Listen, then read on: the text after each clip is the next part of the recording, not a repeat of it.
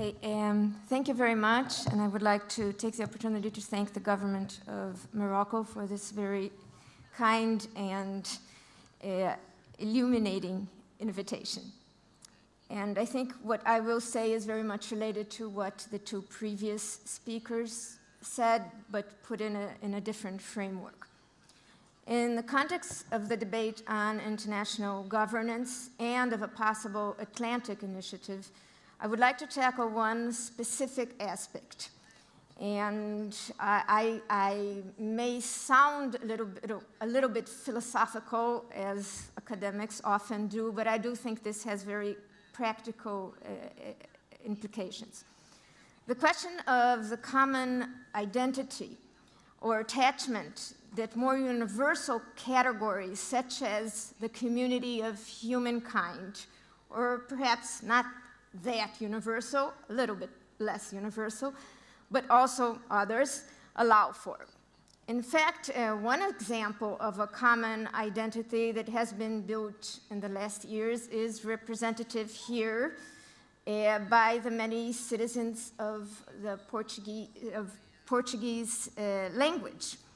The Portuguese-speaking nations that formed an organization some time ago may be, in a sense, not necessarily a model, but an inspiration for this initiative, since these are exactly countries of the regions we are talking about, Africa, the Americas, and Europe. This question I wish to tackle has both ethical and operational implications.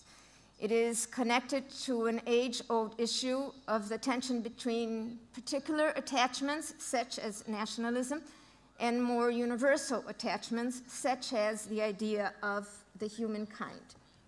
And is also connected to the issue of legitimacy, which is fundamental in the discussion of the functioning of governance institutions at all levels, whether they are international, regional, national, or local, as this morning Mr. Carlos Alvarez mentioned. This mobilization, the mobilization of resources, the need for acquiescence and public support are all known about and are fundamental for the efficient functioning of global governance institutions, and are closely dependent on the legitimacy of these same institutions.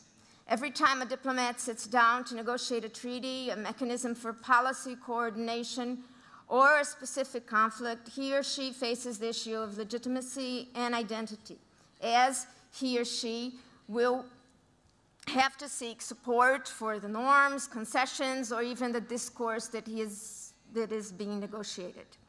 These issues have become a complex and crucial discussion as growing interdependence and the web of norms that organize our lives are generated and function at different levels of aggregation in the family, locally, nationally, transnationally, internationally.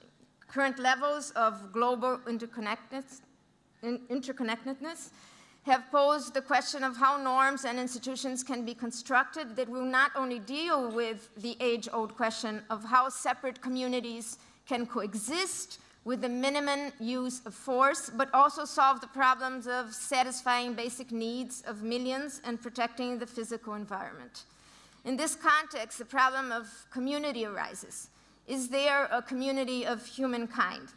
Can we talk of such a concept? In the West, at least, which is all I know about, the Renaissance at the dawn of modernity brought ample possibilities of new identities and new attachments, as humans acquired multiple new connections with the world. Nevertheless, the construction of the modern state generated a hierarchy of identities in which the national state and the national community became the prime identity and at the top of our list.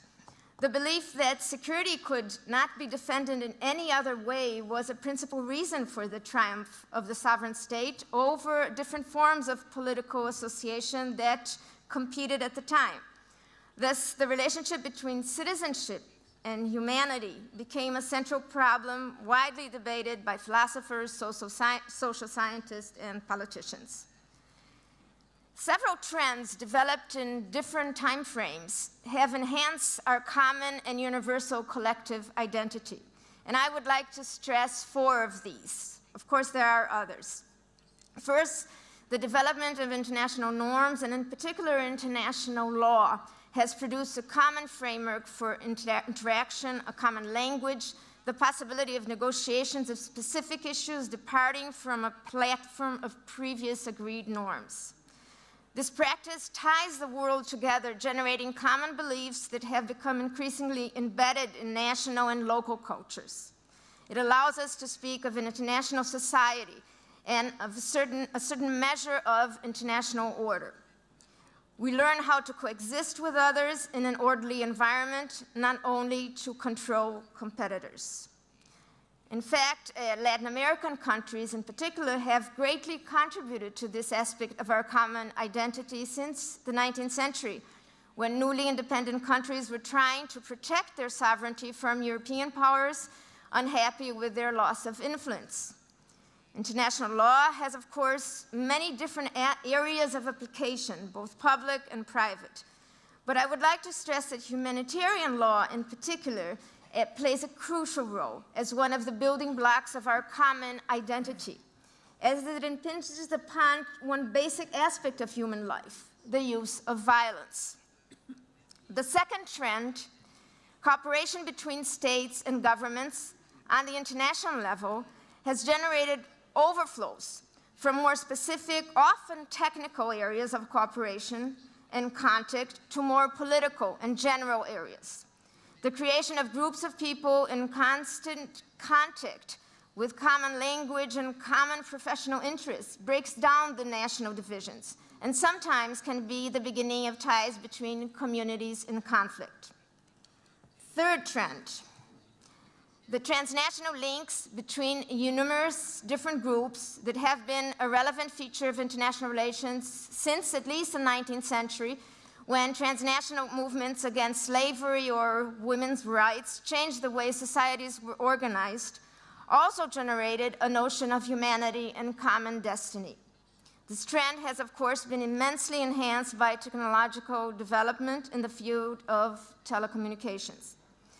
Transnational solidarities and identities challenge the idea that state sovereignty and national identity are the dominant principles that organize our political lives. So in a sense, we go back to the potential, or some of the potentials, opened up at the dawn of modernity.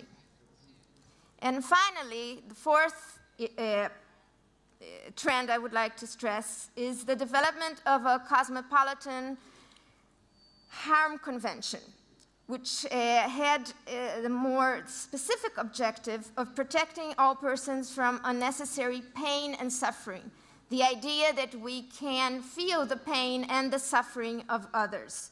The idea of avoiding unnecessary harm to any other person has developed as a basic human obligation, whereas the idea of common conception of good, regarding the idea of a common conception of good, there is, of course, more disagreement. These ideas are part of a longer history of the construction of an idea of common destiny. And sometimes it is framed as our common nature. This possible common identity has practical and ethical implications, allowing for the cultural basis of political legitimacy, which I started my talk with, fundamental for the development of international governance. If we are gearing towards a post-Westphalian era in the sense of surrendering crucial powers to sub-state or transnational political authorities is an open question. But it seems clear to me that public confidence in sovereign institutions has declined in recent times. Humane governance of global interconnectedness now and in the future will require stronger cosmopolitan moral orientations coupled with radical institutional innovations, which is, in a sense, what we're talking about here. But the existence of a web of international norms and the development of a common, more universal identity will mean pressure for greater participation in making decisions that affect wider groups of people. So legitimacy cannot come only from common identity. Participation is absolutely fundamental and has been mentioned before. The issue of the democratic deficit, widely debated regarding the institutions of the European Union, inevitably arises. Human beings will need to control more of their history if they are to understand their responsibilities and obligations regarding it. The contradiction between citizenship and humanity came to be regarded as a key ethical problem in international relations. Citizenship on a national basis allowed for the development of a sense of obligation and responsibility, and democratization of political processes connected obligation and participation, inclusion and responsibility. The extension of moral and political boundaries will demand new forms of political participation. A concentric circle image of duty can be imagined. The right balance between the universal and the particular will depend on the engagement of ever larger parts of the population in this process. Many previous speakers have spoken about the need for social and economic inclusion. But this will not be enough. Responsibility and obligations need to be accompanied by participation in decision-making processes and debates, even if the role of representative mechanisms is inevitable. Thank you very much.